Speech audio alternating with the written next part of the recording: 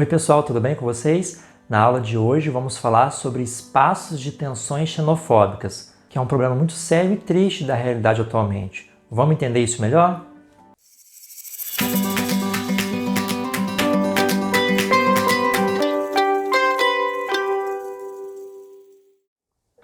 Galera, um dos principais espaços de xenofobia no mundo é a fronteira entre México e Estados Unidos. Os Estados Unidos são o país atualmente que mais recebe imigrantes no planeta. Estima-se que por ano atravesse a fronteira terrestre entre México e o sul dos Estados Unidos cerca de 1 milhão de imigrantes ilegais. A maior parte desses imigrantes são mexicanos, que muitas vezes atravessam de forma ilegalmente, ajudados pelos coiotes, grupos de mexicanos que ajudam nessa travessia de maneira perigosa e clandestina. Cerca de 500 pessoas morrem todos os anos tentando atravessar essa fronteira. E de acordo com o Departamento Interno de Segurança dos Estados Unidos, existem atualmente cerca de 11 milhões de pessoas imigrantes clandestinos nos Estados Unidos. Desses, 59% seriam mexicanos. Existe um grupo político nos Estados Unidos que tenta fazer a legalização dessas pessoas, desses imigrantes ilegais que estão lá. Porém, o atual governo, junto com o seu partido, pretendem fazer o contrário, proibir a entrada de novos imigrantes e deportar esses que já estão lá. Trump, o atual presidente dos Estados Unidos, portanto, tem feito uma campanha massiva para a construção de um muro que isole a fronteira do México e dos Estados Unidos, para que essa entrada de imigrantes não aconteça mais por vias terrestres. Já existe uma fiscalização, uma vigia dessa fronteira, até mesmo por milícias contratadas por empresários, igrejas fundamentalistas, pessoas da região sul dos Estados Unidos que não querem esses imigrantes lá.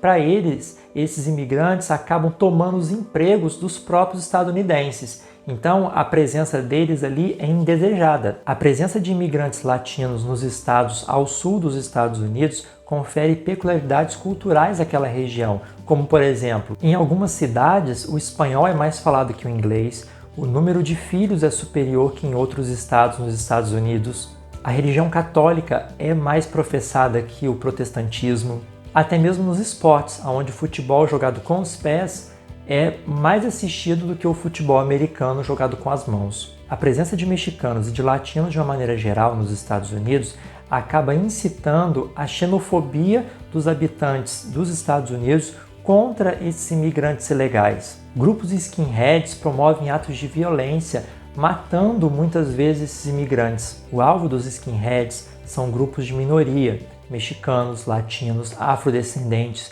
judeus, asiáticos. Para eles, esses grupos oferecem um problema para a cultura dos Estados Unidos e para a economia local, porque, segundo eles estariam tomando os empregos dos habitantes locais, coisa que não é verdade, já que essas pessoas que vão para lá não têm um grau de escolaridade alto, ocupando assim aqueles cargos mais baixos, faxineiro, gari, garçom, empregos que às vezes os americanos não querem por ter uma formação escolar mais elevada. Os skinheads geralmente são compostos por pessoas de classe média alta ou classe alta de origem anglo-saxônica, e eles formam grupos organizados a fim de agir com violência contra esses imigrantes. E o pior de tudo é que muitos governos fazem vista grossa contra esses grupos e eles ainda são apoiados por empresários, igrejas fundamentalistas, pessoas da região onde atuam, acreditando que esses grupos falam sim a verdade. Então o tema migração é um problema que gera muita tensão interna na política dos Estados Unidos, sobretudo com o governo do Trump, que, repito, quer construir um muro para isolar o México dos Estados Unidos. Um detalhe é que essa imigração em massa dos mexicanos para os Estados Unidos acaba provocando um problema também para o México, que perde muitos trabalhadores em idade ativa para o território estadunidense, deixando a sua economia fragilizada. Então é um problema que afeta tanto os Estados Unidos quanto o México. A Europa também é outro ponto de tensão xenofóbica bastante evidente. Só que na Europa a questão é um pouco mais complexa. Vamos entender o que acontece nesse continente. A Europa passou pelo período da Guerra Fria, um momento de reconstrução. Depois da Segunda Guerra Mundial ela estava destruída e com o tempo as grandes potências europeias conseguiram se reerguer. Porém, houve uma mudança demográfica no continente. As mulheres passaram a não querer ter tantos filhos como antigamente. Hoje, muitos países europeus possuem uma taxa de fecundidade menor que 2 filhos por mulher, e isso acaba fazendo com que a taxa de natalidade fique muito baixa, fazendo com que a taxa de crescimento do país também fique baixa. Em alguns países, essa taxa é inclusive negativa e a população está caindo com o passar do tempo. Isso gera 2 problemas: falta de mão de obra e problemas para a aposentadoria, porque os trabalhadores ativos são aqueles que injetam dinheiro no sistema previdenciário para pagar os aposentados, assim como acontece aqui no Brasil. Só que com a redução da mão de obra, não há mais esse dinheiro entrando para pagar os aposentados atuais. Então isso tem criado um problema, um colapso no sistema previdenciário. O que os países têm reagido fazendo o quê? Aumentando a idade para aposentar, como está acontecendo aqui no Brasil. Só que isso gera uma revolta popular. Além disso, os governos têm incentivado as famílias a terem mais filhos, inclusive oferecendo pensões para a família que quiser ter o segundo filho. Só que essa medida não tem encontrado tantos adeptos e também ela seria a longo prazo, porque essas crianças precisariam nascer, crescer, para que essa mão de obra fosse incorporada realmente ao país. Então é uma medida a longo prazo. Qual seria a saída, então, para resolver essa questão do déficit populacional, ou seja, da falta de mão de obra, tanto para conseguir atender a economia dos países, quanto atender a questão previdenciária? Seria recorrer aos imigrantes. Só que a imigração de outros povos para a Europa gera um problema, que é a xenofobia. Tem muitos europeus que não aceitam a entrada desses imigrantes no território.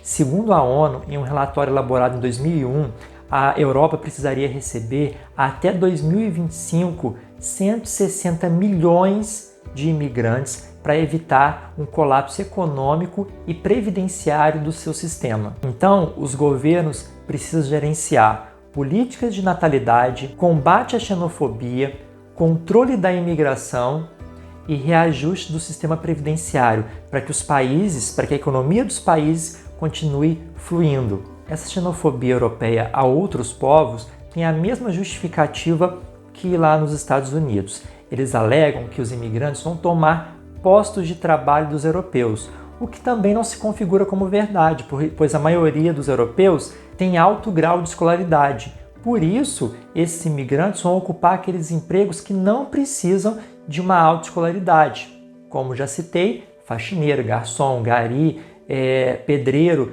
E lógico, essa xenofobia na prática não tem fundamento, porém ela existe e é muito séria, porque acontecem vários ataques violentos, culminando em assassinatos de vários grupos minoritários lá na Europa. Vamos citar alguns exemplos dessa xenofobia em território europeu. Na Alemanha acontece o ataque de neonazistas contra imigrantes turcos, um dos povos que mais imigraram para a Alemanha. Então lá os neonazistas fazem ataques a esses povos.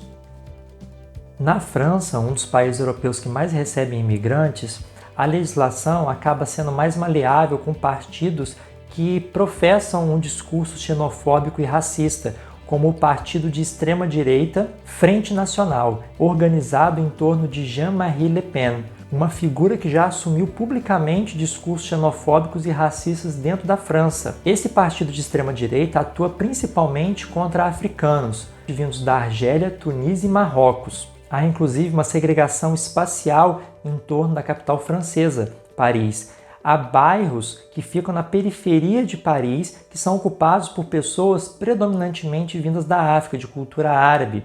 Ou seja, não há uma mistura entre parisienses e esses imigrantes africanos. Portanto, a segregação espacial, a xenofobia ali é muito latente.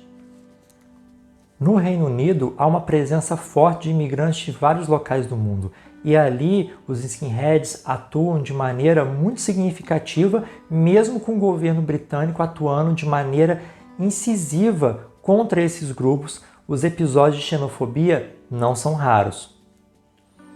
A Itália é um outro país que tem muitas tensões xenofóbicas, porque ela recebe migrações de dois lados. um lado europeu e um lado africano. O Estreito de Otranto é uma passagem marítima de apenas 72 quilômetros que separa o país mais pobre da Europa, Albânia, da Itália, que é um dos países mais ricos do continente europeu. Os albaneses usam essa rota para entrar ilegalmente na Itália, mas também outros povos utilizam essa rota, povos que pertencem aos países da antiga União Soviética, que é justamente a parte mais pobre do continente europeu. Já na rota africana, eles usam o caminho de Lampedusa, uma das rotas marítimas mais perigosas no mundo, porque eles usam embarcações muito frágeis, ocorrendo então vários naufrágios. Não é raro também casos de naufrágios ali que levam à morte de dezenas ou centenas de imigrantes africanos que tentam entrar ilegalmente na Itália.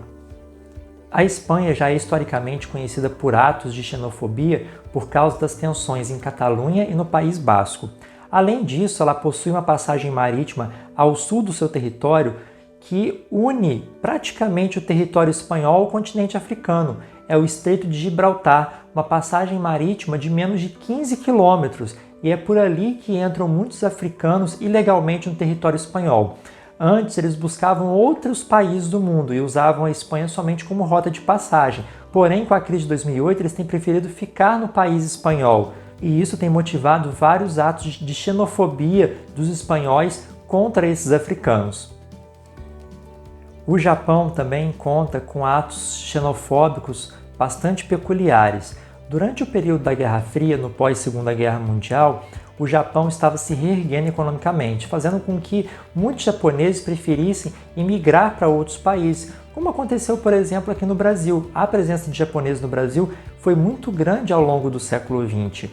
Muitos desses japoneses, com o Japão reerguido, começaram a voltar para o seu país. Então, os japoneses nativos e que ficaram lá durante esse período de reconstrução acabam hostilizando esses japoneses que voltam, que retornam ao seu país, por falar que eles não estiveram lá na reconstrução e não deveriam desfrutar, portanto, das benesses desse avanço tecnológico que o Japão passou nos últimos tempos. A Austrália, como um dos países mais ricos da Oceania, ao lado de Nova Zelândia, é também alvo ali dos imigrantes ilegais vindo das ilhas que formam a Oceania. Até mesmo brasileiros já sofreram hostilidades xenofóbicas em território australiano, que por ser extenso pode comportar melhor esses imigrantes, porém a população não aceita tão bem assim os povos vindos de outros locais. Bom, pessoal, esses foram apenas alguns exemplos de xenofobia pelo mundo. Eu poderia ficar aqui com um vídeo longo falando desses eventos em vários países. A xenofobia é um problema sério da atualidade, causa muitas mortes por ano, atentados físicos, atentados morais, atentados verbais. É uma coisa séria que todos os países precisam resolver, inclusive o Brasil. Aqui a presença xenofóbica e racista é muito grande ainda. Então é preciso mais discussão política, mais atos que reprimam esses grupos xenofóbicos e racistas aqui no Brasil e em vários locais do mundo, em vários países do mundo, para que esse ato cada vez se torne menor até que ele deixe de existir completamente. Assim a gente espera. Essa foi a nossa aula de hoje, espero que tenham gostado. Curtam, compartilhem, comentem, tirem suas dúvidas aqui nos comentários e a gente se vê na próxima. Tchau!